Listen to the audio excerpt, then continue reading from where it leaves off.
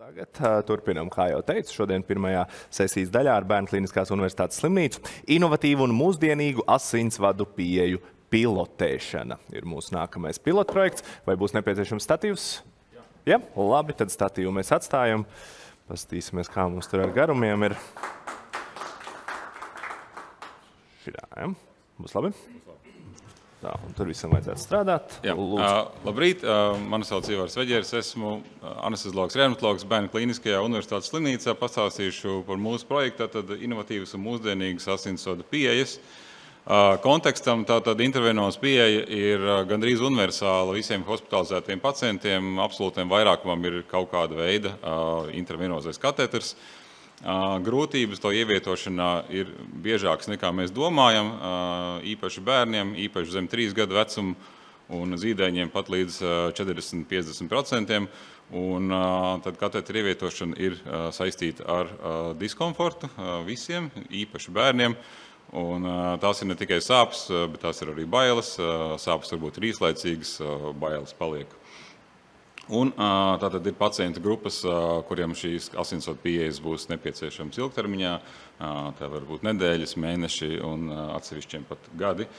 Un tradicionāli risinājumi ir sekojoši. Tātad absolūtiem vairākumam tātad ir perifērās vēnas kateters, kurš tātad tiek ievietots virspusējās redzamajās vēnās, visbiežāk rokās. Un tātad tas tradicionāli kalpo 2–3 diennaktis. Un tad visbiežāk viņš vairs nefunkcionē, ir jāizņem ārā. Alternatīva tātad ir centrālās vēnas kateters, kuru liek tad, ja nav iespējama šī periferā venozā pieeja. Tur ir vajadzīgs kompetences speciālists anesteziologs, un bērniem parasti tas nozīmē arī vispārējo anestēziju, un šis kateters funkcionē visbiežāk 2–3 nedēļas. Šim kateteram ir arī raksturīgas komplikācijas, kā lielu asinsvadu vai plēres ievainojums, jo to liek kaklā, un kā arī asins straumes infekcijas. Līdz ar to mēs šos kateterus cenšamies likt pēc iespējas mazāk. Kādas tad ir alternatīvas? Lūk, pagarinātās periferās vēnas kateters, kas varētu kalpot 2–3 nedēļas, ievietots arī rokā, midline kateters dažas nedēļas un perifēri ievietots centrālais kateters, kas var kalpot vairākus mēnešus. Tātad prasmīgi profesionāļi rokās, tātad līdz pat 90% gadījumu šos kateters var ievietot ar pirmo mēģinājumu. Ļauj ievadīt arī centrāli ievadāmos medikamentus, tātad perifēri ievietotā centrālā katetera gadījumā, tātad kā piemēram ķīmijterapija onkoloģiskiem pacientiem vai mājas parentālo barošanu. Un tātad mēs izvairamies no centrāli ievadīto kateteru komplikācijām, jo šie kateteri tiek likti rokā. Lūk, tātad mūsu mēģi tātad būtu ievietot vienu kateteru ar vienu dūrienu, kas tātad kalpot arī visai ārstēšanas epizodei un tad neizmantot centrālo venozo pieeju kā alternatīvu perifērai vēnai. Un izaicinājumi tādi, tā ir eksperta metode, tātad tur ir vajadzīgs cilvēks, kurš zina gan teorētiski, gan praktiski, kā to ievietot, ir vajadzīgs labas prasmes ultrasonogrāfijā, un ievietošana ir tikai pusi no izaicinājuma, tātad optimāla rezultātu sasniegšanai ir kritiski svarīgi pareizi šī katetera aprūpe, tātad, lai viņš tiešām tos 2–3–4 nedēļas vai mēnešus arī kalpotu un neaizrecētu, nenolūstu. Tātad ir vērts šīs prasmes un kompetences sakopot asinsvadu komandas rokās, kura tātad arī agrīni identificētu grūtas asinsvadu pieejas un tātad aiztaupītu pacientiem šos daudzos dūrienus, izvēlās tātad šo optimālo asinsvadu pieejas risinājumu un tātad arī ievieto. Vajadzības gadījumā pielietojot arī optimālu atsāpināšanu, jo šīs komandas tātad locekļi būs pārsvarā anesteziologi un anestēzijas māsas. Pēc ievietošanas tātad komanda uzraudzīs šīs asinsvadu ierīces nodaļā, tātad proaktīvi ejot un rādot, kā skalot, kā pārsiet, un tātad organizē arī teorētiskās apmācības. Lūk, otra projekta daļa būtu asinsvadu modulis slimnīcas informācijas sistēmā, tātad, kur mēs dokumentētu šo katetera ievadīšanas veidu, laiku, izņemšanas laiku, kādas ir komplikācijas. Un līdz ar to mēs saprastu, cik daudz šos kateterus vajag, saprastu, vai viņi sasniedz mūsu mērķus. Un, ja ir kādas problēmas, tad mēs viņus varam identificēt un arī strādāt, lai tiešām šie kateteri ilgtermiņā tā arī strādātu, kā mēs esam iedomājušies. Nu, lūk, ieguvumi tātad pacientam, tātad komforts, mazāk manipulācija, plus optimāla atsāpināšana, mazāk komplikāciju, mazāk personāla noslodzi, jo mazāk manipulāciju saglabās tātad pacientu asinsvadu kapitāls nākotnē.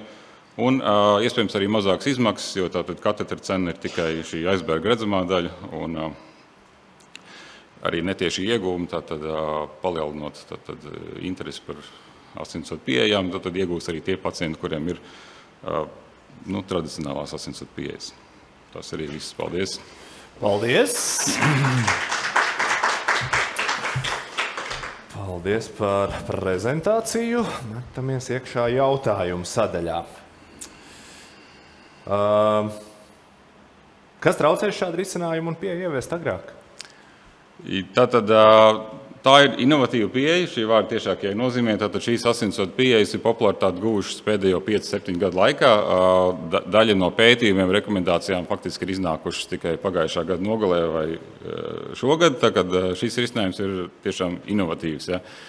Un otrs, ja, tātad mēs esam sākuši šos kateterus ievietot, bet patreiz tas ir esošo resursu ietvaros paralēli esošiem darba pienākumiem. Tad vajadzētu veltīt tam laiku un resursi, lai šo varētu saņemt katrs pacients. Tātad tas šobrīd jau tiek darīts, jā? Jā, mums esam sākuši likt, pirmie rezultāti ir iedrošinoši, tad vajag to nākamo soli, lai to varētu saņemt katrs, un mēs varētu arī identificēt visus, kuriem tas potenciāli būtu piemērojams. Un tad tas šķērslis, jo te tad par tā apmācībām runājāt, vai projektā apmācības paredzēts tikai jūsu slimnīcas speciālistiem? Nē, apmācības paredzēts ir visiem, tad gan teorētiskās, gan praktiskās, kad, kā jau teicu, ievietot ir tikai pusi no tā stāsta, jo viņas pacienti ar šīm ierīcēm varētu dzīvot arī mājās. Tad kopas viņas ne tikai mūsu slimnīcas darbinieki, bet arī citi, un tā kā apmācības ir vajadzīgs visiem. Un šobrīd ir zināms, cik daudz personu, jautājums ir, cik daudz personu ir apmācīti šādam procesam, šādai metodei? Šobrīd tie ir uz vienas rokas pirkstiem saskaitām pat cilvēki, tātad, manuprāt, 5. Jā. Kā jūs veicat uzskaiti pašlaik? Vai tam neizmantojat savu informācijas sistēmu? Jā, tātad patreiz mēs uzskaitu veicam uz papīra, jā, tātad dokumentējot slimības vēsturē. Bet šos datus ir gandrīz neiespējami apkopot, tāpēc ir vajadzīgs digitāls risinājums. Vai tad tas, ko jūs stāstījāt, nav iekļauts gultas dienas tarifā? Īsā atbilde ir nē, nav. Tā tad ir perifērās vējas kateterizācija, centrālās vējas kateterizācija. Tad perifēri ievietotie centrālajie kateteri šobrīd ir jaundzimušajiem, manuprāt. Par midline kateteriem vai pagarinātās perifēras kateteriem nav nekādas tarifi. Tātad valsts līmenī vai un kā šo metodu varēs ieviest valsts līmenī un kas ir galvenais, kas jāzina un jāpārņem citām iestādēm? Jā, tātad šīs pieejas ir piemērojams visiem vecumiem, visu kategoriju pacientiem. Tātad mans padoms ir tiešām šīs zināšanas koncentrēt, jā, jo tad labāk, lai to dara mazāk cilvēki, bet to dara ikdienā nekā. Un, protams, apmācības, personāla apmācības, jo tad ievietot ir viens, bet arī viņas pareizi uzturēt prasa pūles, un, lai sasniegtu optimāls rezultāts, tas ir absolūti vajadzīgs. Tad kāds grib saprast, kas tieši tiks darīts pilotprojekta ietvaros? Tā pa soļiem, apmācības, iepirkumi. Tātad mēs esam jau uzsākuši šo ierīču ievietošanu, tātad mēs apmācīsim personālu, kas tas ir, kuram tas varētu būt vajadzīgs.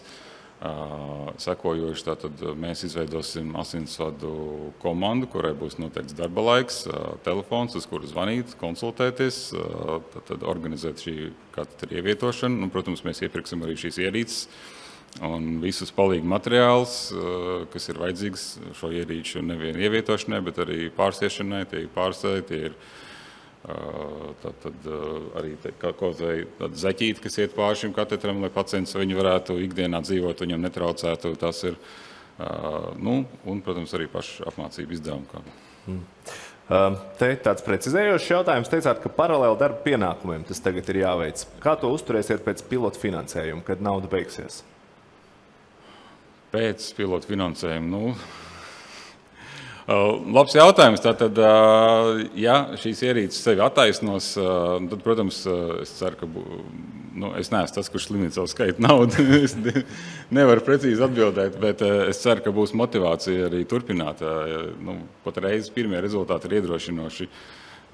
Un, ja šī lieta sev pierādīs, tad tā ir ideja, ko būs grūti apturēt. Ja. Par šo pierādīšanu tad ir jautājums, kā mērīs ieguvumus? Lūk, tad mērīsim, cik asinsvadu pieejas pacientam ir nepieciešams kaut kādas hospitalizācijas epizodes ietveros, jo mazāk, jo labāk. Cik tā tad ir asinstraumas infekcijas, arī jo mazāk, jo labāk. Un kāds ir šī katetera funkcionēšanas laiks, tad ievietošanas laiks un izņemšanas laiks mums būs zināms, un vai viņš atbilst tam. Un arī pacientu pieredzi mēs slimnīcā mēram. Un tad noslēdzošais jautājums, vai tāda pieeja būtu eventuāli nepieciešama jebkuram bērnu slimnīcas pacientam nākotnē? Jebkuram es teiktu, ka nē. Tad lielākā daļa pacientu uzturās slimnīcā salīdzinoši īsu laiku. Tas ir pāris dienas vai dažas dienas. Un ja viņiem ir labi redzamas šīs periferās vēnes, kur to kateteru nav grūti ievietot arī medmāsai, aprūpas nodaļā, redzes kontrolē, es teiktu, ka nē. Bet tas ir vairāk nekā mēs šobrīd domājam. Un nav jautājums, bet gan paldies par prezentāciju. Bet ar 2 izsaukuma zīmēm kāds uzrakstīs. Tas ir nopietni. 2 izsaukuma zīmes, tas ir nopietni. Ne tikai paldies par prezentāciju, bet paskatīsimies, kā tad mēs jutāmies par tikko dzirdēto. Daudz adatas redzēts, te arī rezultāts vidēji un slikti, bet tomēr lielais īpatsvars no jums saka viss labi.